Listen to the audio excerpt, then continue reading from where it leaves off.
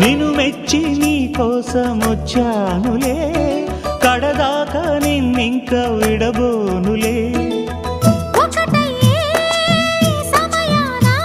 ఈ ఆనందం అనుబంధం ఏ జన్మ వరమో అల్లుకుంది వల్లెవాటు చేరమంది చెట్టు చాటు. కొండమల్లి కొండమల్లి కులుకు ఎందుకే, కుర్రగాడు కన్ను కొట్టి పిలిచినందుకే.